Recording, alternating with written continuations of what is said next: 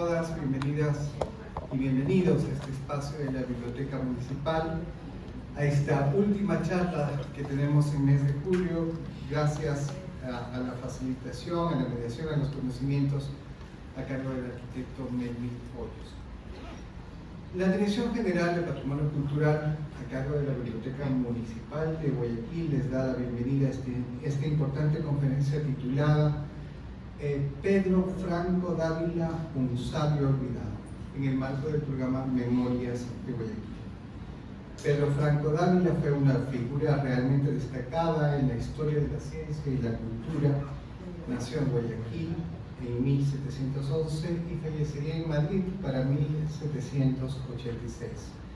A lo largo de su vida se convirtió en un reconocido naturalista, científico y coleccionista, especialmente en los campos de la historia natural y el arte.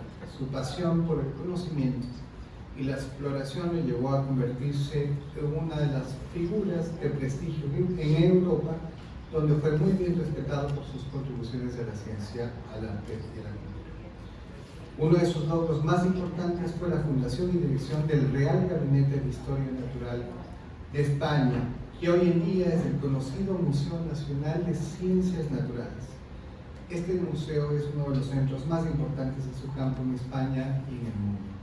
Su creación fue un paso fundamental para el desarrollo de las ciencias del país y la investigación también en Hispanoamérica. Agradecemos su presencia, su interés en rescatar y valorar la historia y el legado de las figuras tan relevantes para nuestra ciudad, y esperemos que esta charla sea tan enriquecedora como esperamos que se lo haga. Gracias nuevamente al arquitecto Melvin Hoyos. Bienvenidos y bienvenidas.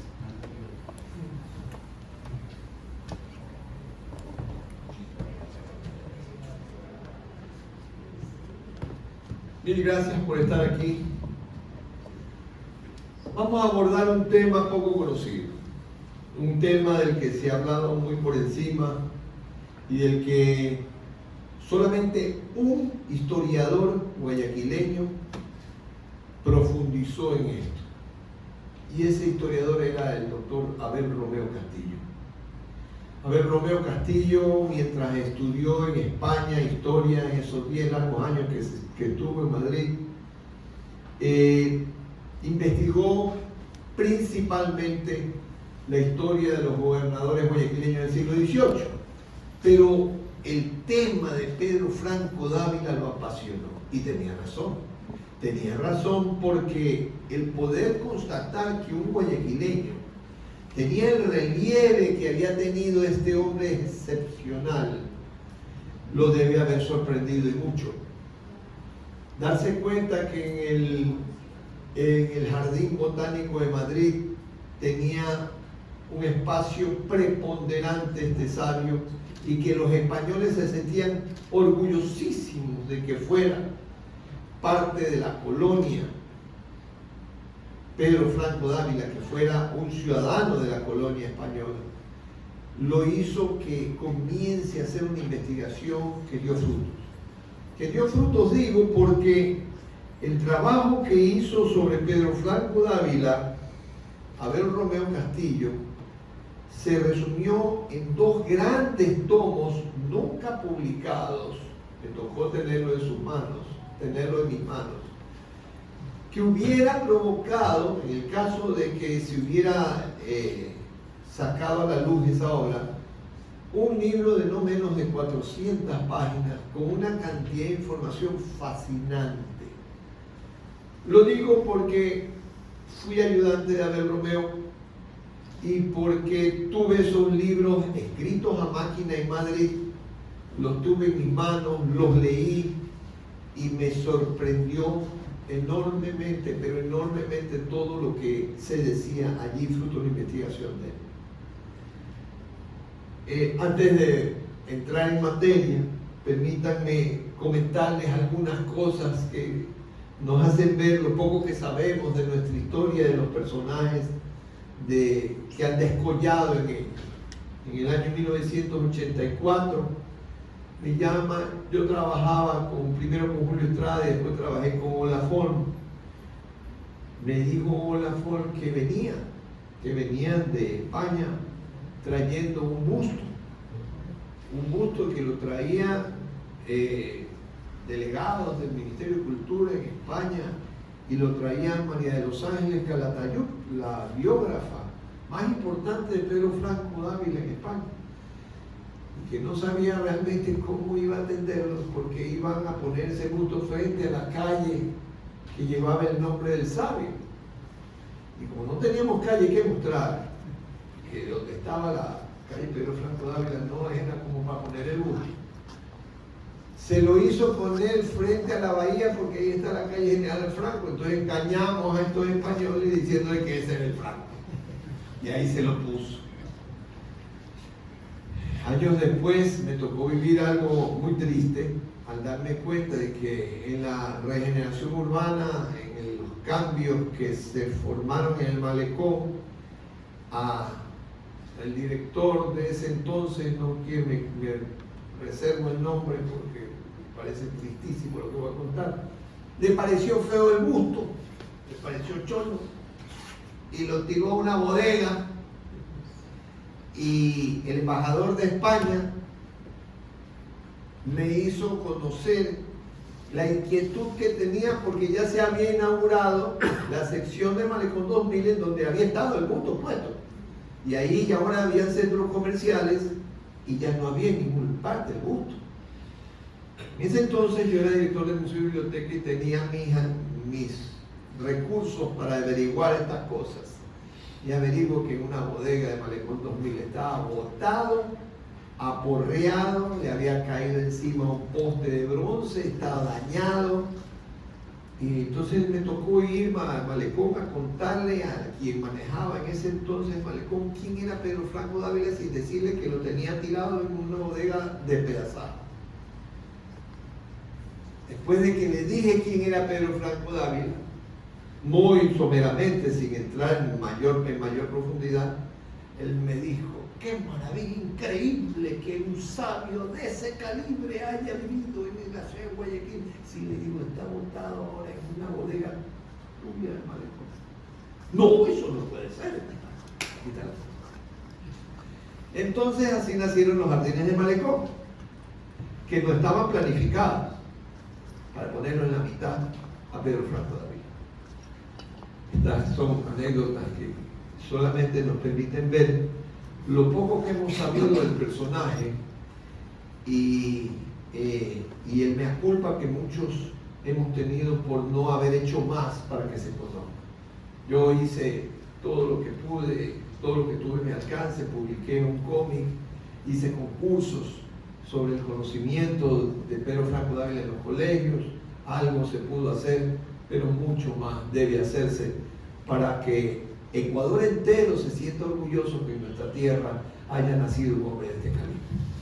Dicho esto, permítanme contarles de que a inicios del siglo XVIII llegó a estas tierras un hombre muy inteligente, un hombre muy hábil para los negocios, que además era muy hábil para el tema de la agricultura, que se llamaba Fernando Dávila. Fernando Dávila se casa en nuestra tierra, él era natural de Utreras, se casa en nuestra tierra con Magdalena Ruiz de Guino, y entre los 8 hijos que tuvo a uno que era genial, Pedro. Pedro tenía para él, para el papá, algo muy especial. Veía en él a un muchacho que tenía habilidades especiales. Entonces lo cogió a cargo para enseñarle todo lo que él sabía sobre el tema comercial, sobre el tema agronómico, y obviamente el chico respondía muy bien. Mientras tanto, se iba formando una fama especial de hombre generoso. Fernando Franco se iba haciendo famoso por buena persona y iba creciendo su fortuna. Llegó a ser pero muy importante la fortuna de Fernando Franco, el padre de Pedro Franco Dávila, hasta que vienen ya las prohibiciones de la corona española para coger y negociar y comerciar nuestros productos, particularmente el cacao, con otros lugares, particularmente México y España.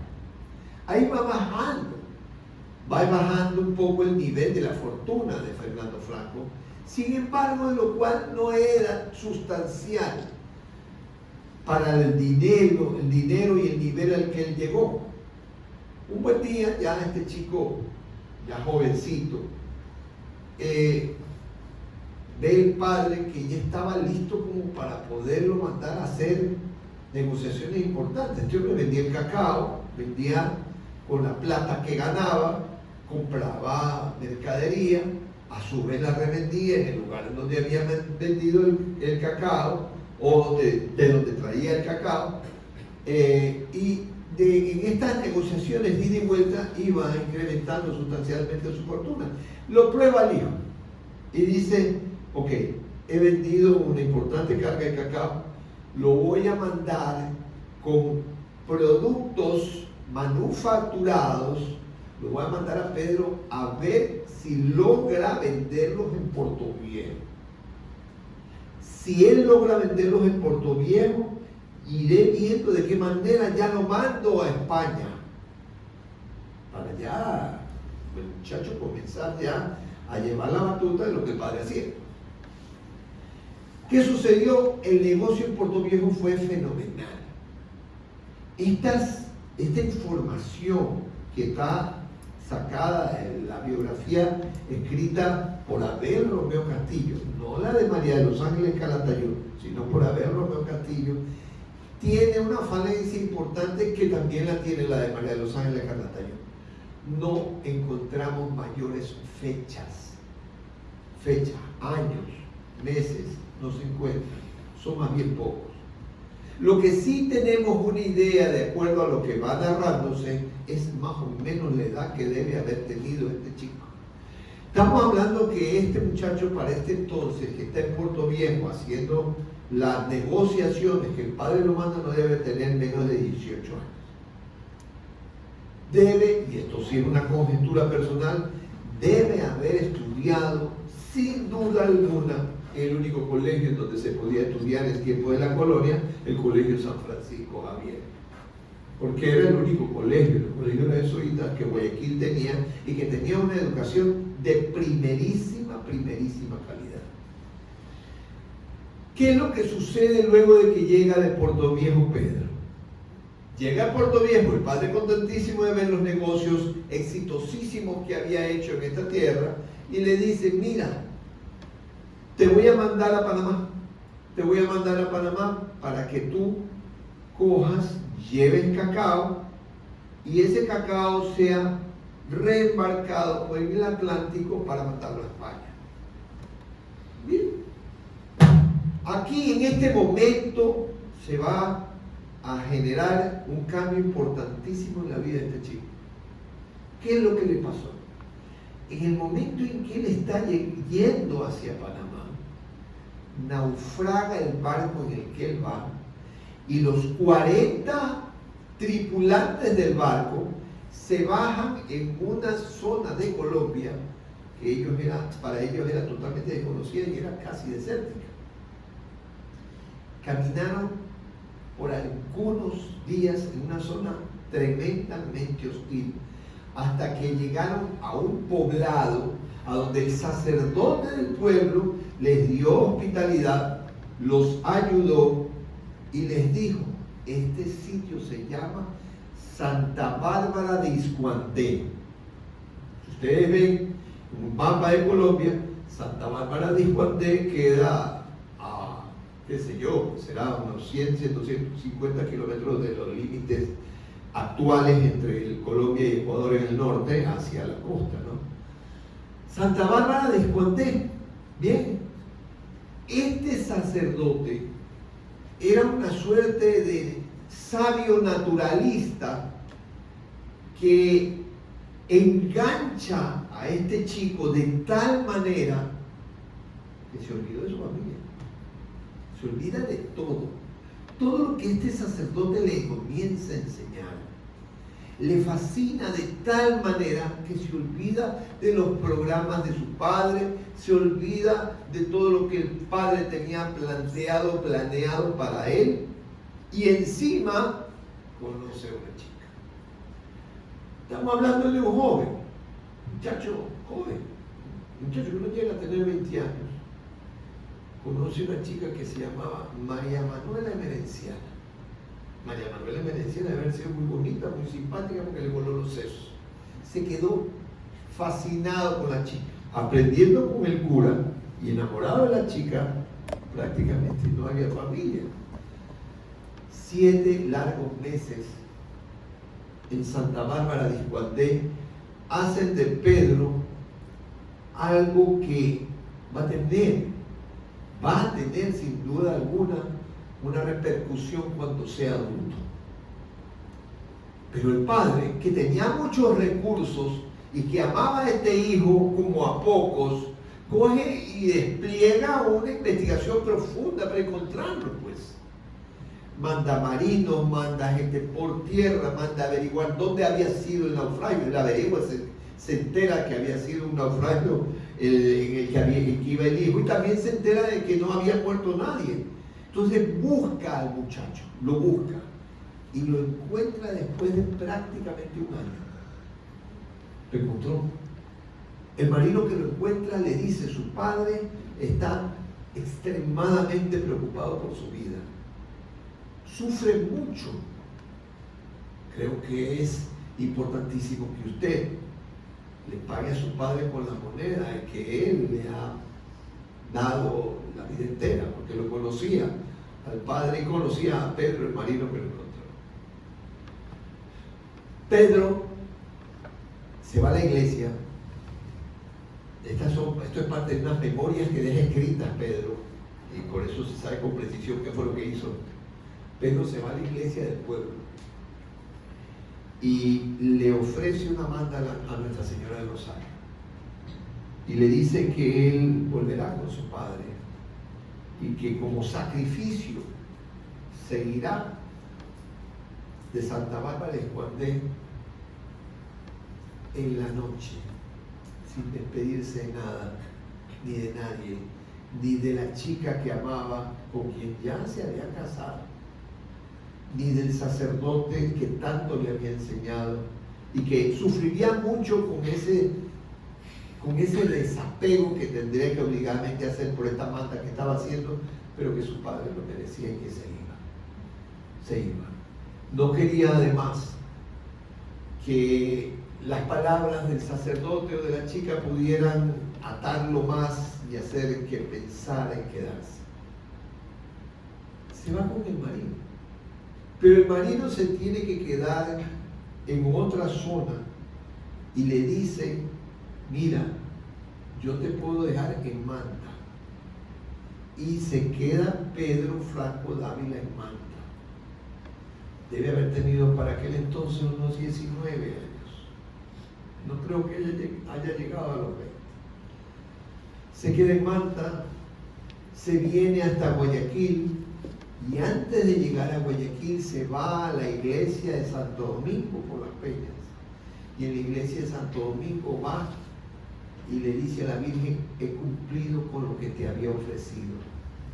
Madre, ayúdame a que mi padre me perdone por el hecho de no haberme regresado. Pero el padre quería tanto a Pedro que bastó con ver a este hijo pródigo y olvidarse de que el muchacho se había quedado por su propia cuenta y voluntad en Santa Bárbara de Iscuandé. Una vez que ya estuvo superado todo este problema, comienzan a hacer planes para vender una cantidad inmensa de cacao que había comprado. La intención era hacer crecer el negocio de una manera exponencial.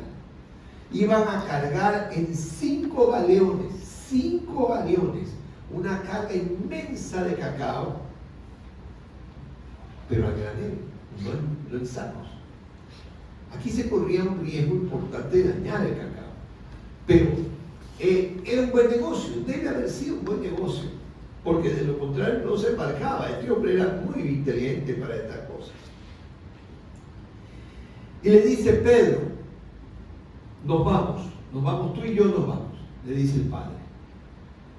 Nos vamos y vamos a llevar el cacao, lo vamos a pasar a Portobelo, allá en el Atlántico, y allí vamos a mandar los barcos, vamos a volver a embarcar barcos para mandarlos a España. Tenía que entrar toda la carga por el puerto de Cádiz. ¿Qué es lo que sucede? A partir de esto viene un viaje increíblemente accidentado. Tan accidentado es que entre Guayaquil y Panamá se hacen 6 meses por problemas que hay con los barcos. Es una verdadera tragedia el momento en que bajan el cacao y se dan cuenta que se está dañando y tienen que ensacarlo. Tienen que meter todo el cacao que está al granel en sacos. Otros 7 meses demoran en todos los trámites que hay que hacer para coger y mandarlos desde Portobelo a cruzar el Atlántico y llevarlos a España. Desgraciadamente, cuando ya todo está listo, se demoran 4 meses más. Bueno, esto fue una verdadera epopeya poder llevarse ese cacao a España. Ventajosamente, esos 4 meses más que se demoran es por cuestiones de los galeones, de los barcos que tenían problemas ya para poder hacer el viaje y tuvieron que cambiarlos de barcos. Entonces tenían que esperar nuevos barcos que llegaron desde Europa para poder hacer ese cambio. Lo cierto es que desde que salen de Guayaquil hasta que están en Cádiz con todo el cacao, han pasado como 2 años. Era una cosa increíble. Entonces, la ventaja es que Fernando Franco no solamente era un hombre tenaz, sino que además era una persona que tenía una gran capacidad para superar los problemas que se le presentaban. Le dice a Pedro: mira, ya están en Cádiz, venden el cacao, pero lo venden en más plata de la que ellos pensaban que iban a poderlo vender. Hacen una gran fortuna con la venta de ese cacao. Y le dice al hijo: mira, vámonos a Utrera. Yo no he estado en Utrera hace muchos años, muchísimos años. Vámonos a Utrera, que es la tierra natal del padre de Pedro Franco. Le dice: vámonos a Utrera, quiero ver a mi familia, quiero llevarles unos buenos regalos y quiero quedarme un tiempito allá. Bien, dice: vamos. Se van a Utreras, llevan los regalos, son recibidos, pues ya se pueden imaginar ustedes, pues era el pariente rico que había estado por años en América, llegaba pues cargado de regalos valiosos, como ahora han estado pues con los brazos abiertos recibiéndolo, pues, ¿no? Y le dice, estando en Utreras: ve, no perdamos el tiempo mientras yo estoy aquí, ándate a Flandes, compra encajes. Y así era el negocio, pues ya tenían el montón de plata, ahora había que comprar mercadería para traer a América, ¿no? Eso tenía que irse multiplicando. Ándate a Flandes, la actual Holanda, y compra ya encaje, le dio pues todo el encargo con precisión, y te vienes acá a España, a Sevilla, y aquí te espero. Bien. El muchacho se va por Francia, no se va por mar. Se va por tierra por Francia y al llegar a París se queda loco. Le fascina esa ciudad. Se queda tan fascinado de esa ciudad que dice: nunca imaginé que existiera una ciudad en el mundo como esta. Y se queda fascinado, realmente fascinado, al punto de que nuevamente se olvidó el Papa. Esto era, parece que así le pasaba a este chico cuando quedaba obnubilado con algo que realmente le llamaba la atención. Se olvidaba del Papa, se olvidaba de los negocios, se olvidó de los encajes, se olvidó de todo. Se queda en París un mes y medio. Pero como sabía el padre dónde estaba, y estaba en contacto constante con el chico, el padre coge y le dice, no me siento bien, regresa. Cuando regresa, Fernando Franco está muriendo. Fernando Franco está muriendo y 3 días después de que él vuelve, Fernando Franco ha muerto. Pedro tenía para ese entonces 27 años de edad. El padre muere y este muchacho no sabe qué hacer. Y ya no es muchacho, ya es un hombre hecho y derecho, pero no sabe qué hacer.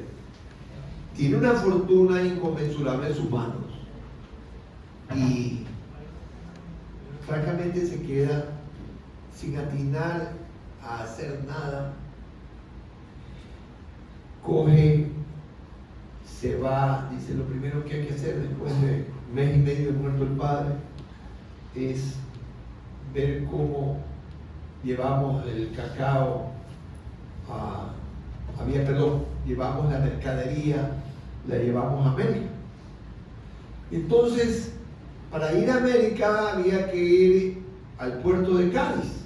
Desde allí salían los barcos. Cuando va al puerto de Cádiz, resulta de que el último barco que salía para América, en que era uno cada 5 meses, ya se había ido. ¿Qué es lo que hace en ese momento? Le escribe a sus hermanos, a los hermanos con los que tenía contacto, para decirles pues que en el barco que iba a salir después le iba a mandar la mercadería, porque había tenido que mandarla por Cádiz porque no había cómo mandarla por otro puerto, ya que había una prohibición expresa de sacar mercadería que fuera hecha en España para ser vendida en el Nuevo Mundo, particularmente en el Virreinato del Perú. Vaya uno a saber quién fue que dio esa orden. Eso no era una orden real, pero había una orden de esa índole. Entonces había que sacar por otro puerto, había que sacar la mercadería. Había este tipo de cosas se podían hacer para aquel entonces para poder hacerla llegar también a otro puerto en América, y no al puerto en donde iba, que era el puerto del Perú.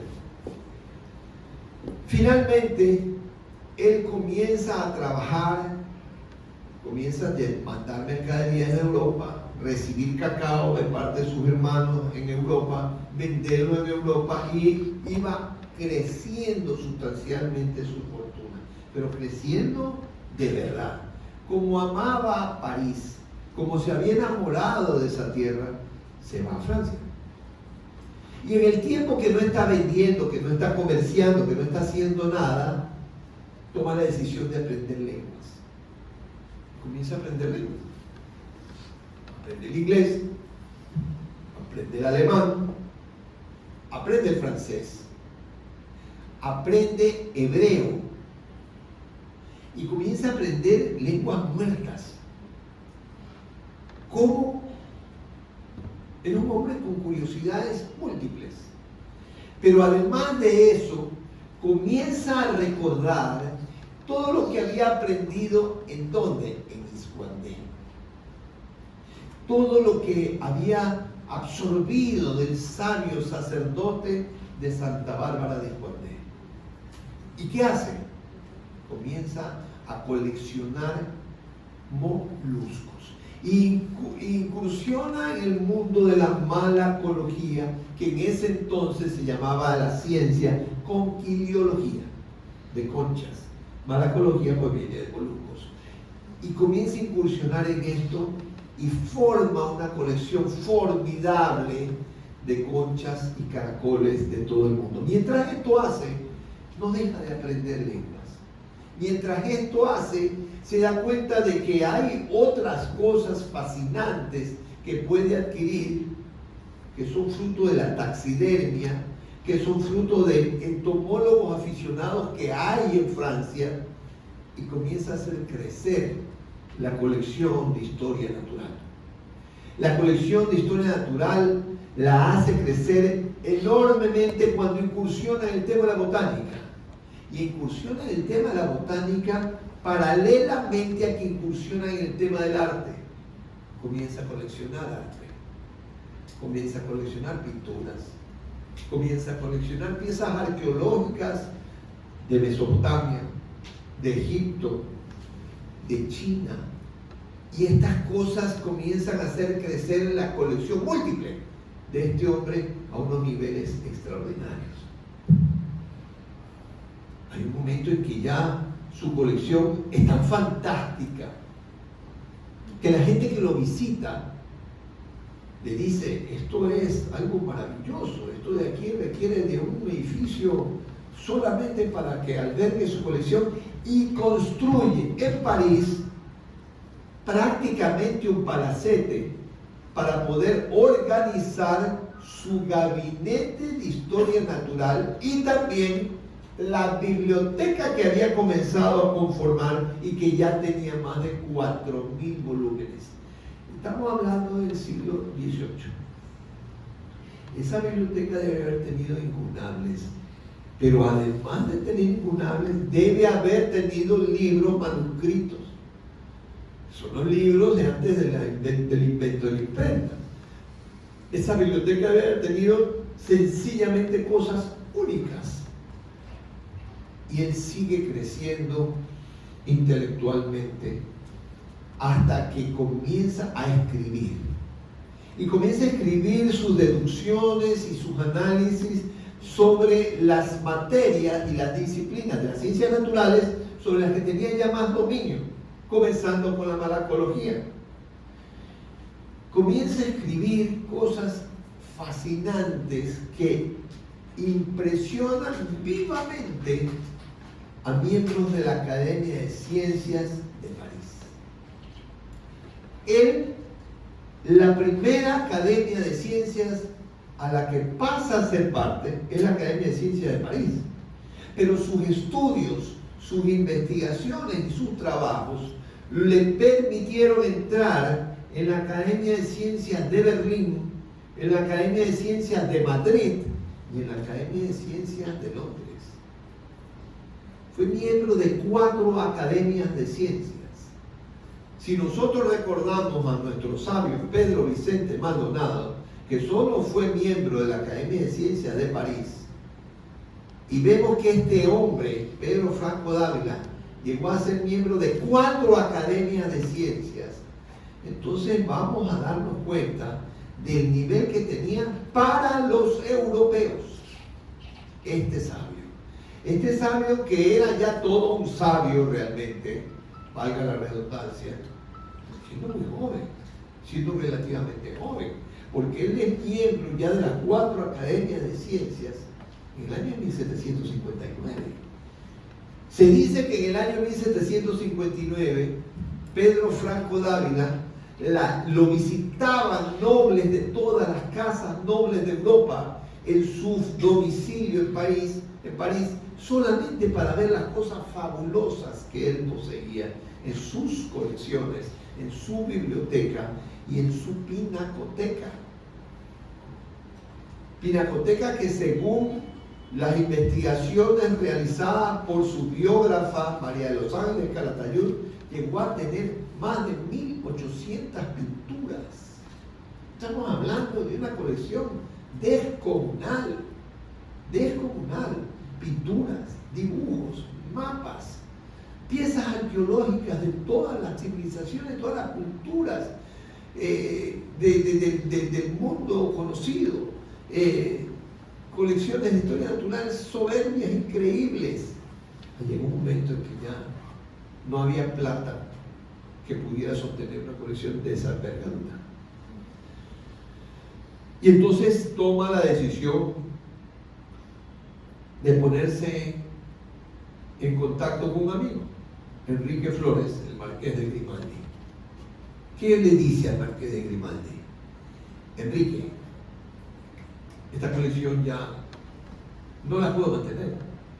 Me han traído a vender algo único y no lo he podido comprar. Me habían llevado el cuerno de un unicornio.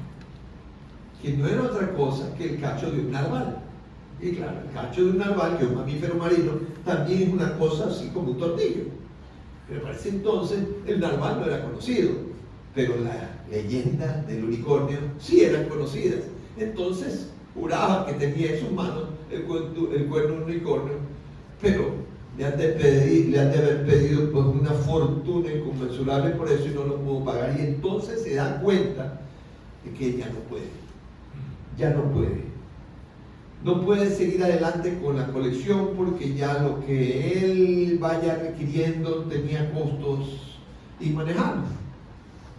Ofrécele, le dice al marqués de Grimaldi, ofrécele la colección al rey. ¿A quién se le va a ofrecer? A Carlos III, el rey de las luces, el rey que hizo despegar la cultura en España. Ofrécele al rey mi colección. El rey, asumo, en una conjetura personal, debe haberse hecho el loco. ¿Por qué? Porque para ver si sacaba de mejor manera un costo para esta enorme colección. Hasta que finalmente Marqués de Grimaldi logra convencer al rey de España de que se la compre. Aquí el rey de España le ofrece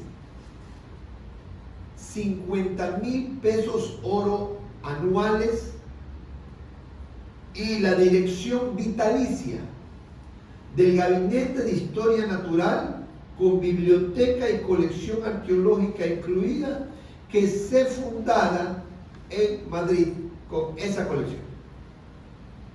Es obvio que ante tamaña propuesta, Pedro Franco Dávila de inmediato dijo que sí, se cambiaría de domicilio y iría a vivir a Madrid, y en Madrid pues las cosas cambiarían enormemente. Al aceptar Pedro Franco el negocio, Carlos III manda a llamar a Juan de Villanueva. Para los que saben quién era Juan de Villanueva, ya se pueden estar imaginando para qué es que lo manda a llamar Carlos III. Y le dice: Juan, necesito construir un edificio que albergue una colección de historia natural que estoy adquiriendo y que se convertirá en el primer museo de Europa. Y efectivamente, el primer museo que se inauguró en Europa fue el Museo de Historia Natural de Madrid, con el Gabinete de Historia Natural que había formado Pedro Franco Dávila. La inauguración de ese museo fue 10 años antes de que él muriese, en el año 1776. Y ese museo, claro, alimentado por los recursos enormes que el rey de España le entregaba, creció de manera tan descomunal, pero tan descomunal, que muy poco tiempo después hubo que cambiarlo a un lugar más grande. Fernando VII utilizaría, ya muerto por supuesto, Pedro Franco Dávila muchos años atrás, Fernando VII utilizaría ese edificio del Museo del Gabinete de Historia Natural de Pedro Franco Dávila para poner cuadros que tenía sin uso ya en el Escorial, en el mismo Palacio Real de Madrid. Y ese edificio hoy es el Museo del Prado. Es el Museo del Prado. Juan de Villanueva hizo el Museo del Prado para Pedro Franco Dávila, guayaquileño. Ese sabio es nuestro. Ese es el sabio del que nadie sabe nada. Ese es el sabio olvidado. Muere en 1786, admirado enormemente por los españoles, admirado enormemente por todos los científicos y expertos en ciencias naturales del mundo europeo, admirado por todos, respetado por todos e ignorado en su tierra natal. Pedro Franco Dávila, sin duda alguna, es uno de los personajes más importantes que dio América en tiempos de la colonia. América entera. Lo dicen en España. El Jardín Botánico de Madrid tiene en un lugar de excepción el busto de Pedro Franco Dávila, del cual nosotros hoy tenemos la copia en el Malecón 2000, gracias a que se dio cuenta el señor la bóveda que había hecho. Me encantaría que hubiese una calle más importante con el nombre de él. Hay una calle chiquita, por el Yeyo Huracán, me parece que queda. Me encantaría. Por donde los lagarteros. Encantaría que hubiese un parque con el nombre de él, un parque, o que a la facultad donde se estudian ciencias naturales se le pusiera al auditorio el nombre de él, que su nombre suene más, que el conocimiento de su vida se convirtiese más en un modelo de investigación y de estudio para los estudiantes de ciencias naturales que tienen las diferentes universidades de nuestro país. Pero la extraordinariamente deficiente de nuestra educación y el bárbaro desconocimiento que tenemos de nuestra historia nos hace ser pesimistas con respecto a estos temas. Pero Franco Dávila es como una luz que se ilumina desde la historia para decirnos que en nuestra tierra han nacido seres humanos excepcionales que deberíamos darnos a conocer a las nuevas generaciones de mejor manera y más intensamente para que ellos sepan que hay modelos a seguir en esta tierra, que no se necesitan ver modelos de otras latitudes para poder llegar a ser grandes. Muchísimas gracias.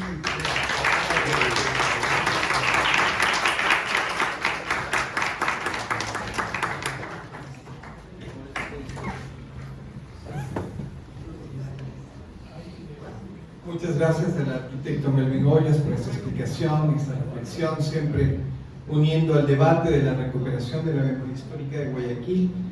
Pues y ahora para preguntas, consultas, dudas o aclaraciones que tengamos sobre esta exposición, pues abrimos el micrófono.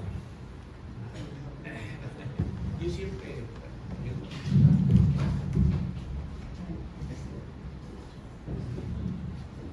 Como siempre, arquitecto en extraordinaria conferencia. Solo quería colaborar con algo que muchos de aquí seguramente ya saben. El Museo de Historia Natural de Madrid se comunicó con uno de los colegas suyos, con Carlos Bermúdez. ¿Cómo no? Claro. Hace unos años, como él es un gran maquetista, pidiéndole el Guayaquil de 1711, el Guayaquil en que nació Pedro Franco Dávila, porque el museo cumplía 250 años, me parece. Entonces pidieron a su ciudad natal que envíe esta maqueta de la ciudad de la época para exhibirla dentro del marco de las celebraciones. Eso da a notar, en primer lugar, el muy buen predicamento que tienen a Pedro Franco Dávila y el orgullo que sienten ellos por que haya sido fundado por un personaje tan importante, y requirieron a su ciudad natal justamente para poner de relieve este aniversario. Solo quería compartir eso porque me parecía interesante, por supuesto que sí, por supuesto.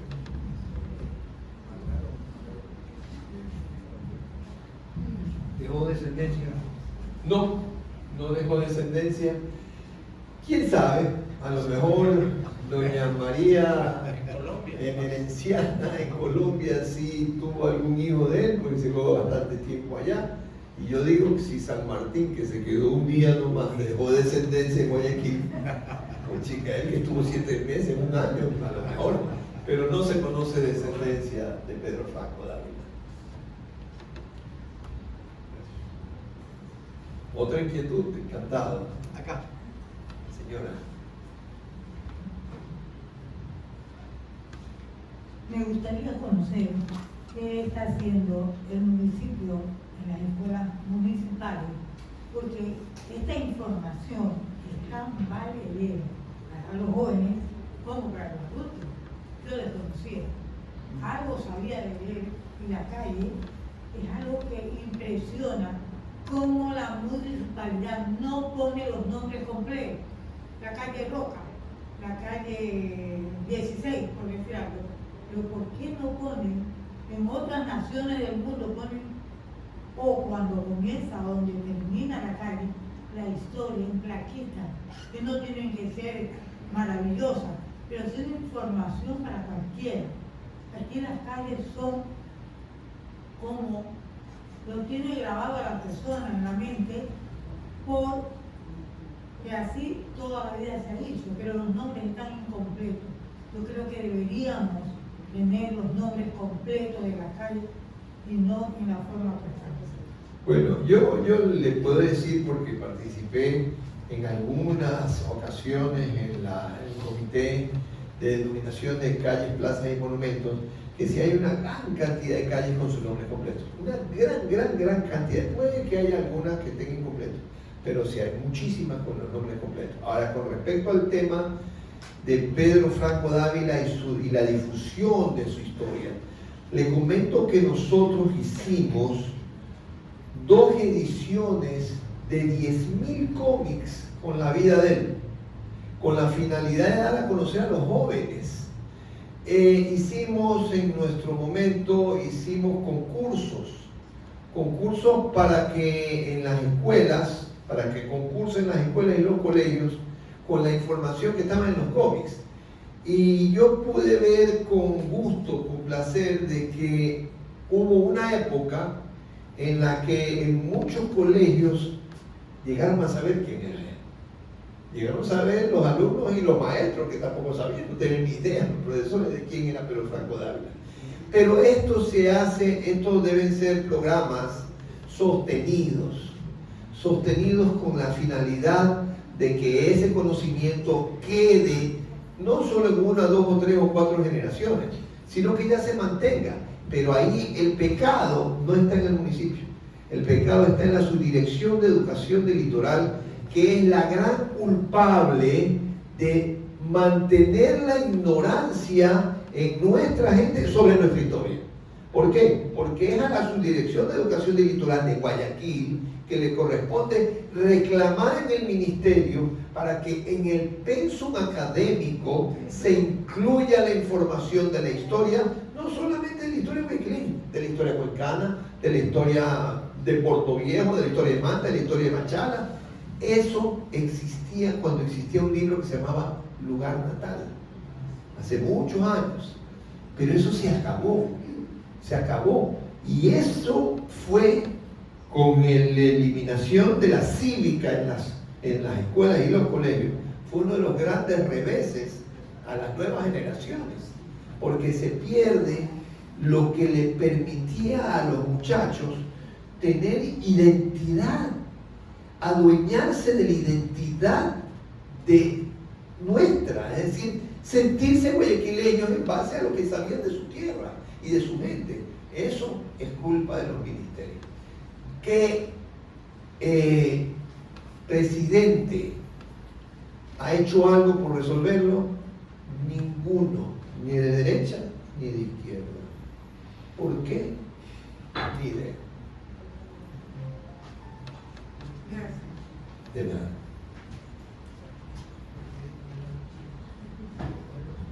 Buenas tardes. ¿Qué pasó con el documento de Abel Romeo Castillo? El documento de Abel Romeo Castillo está en el Archivo Histórico del Guayas.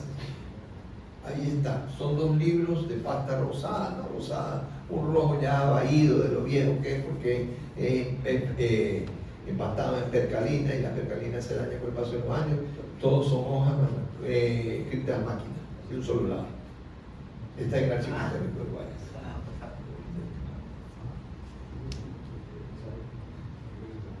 Bueno, muchísimas gracias por su intervención.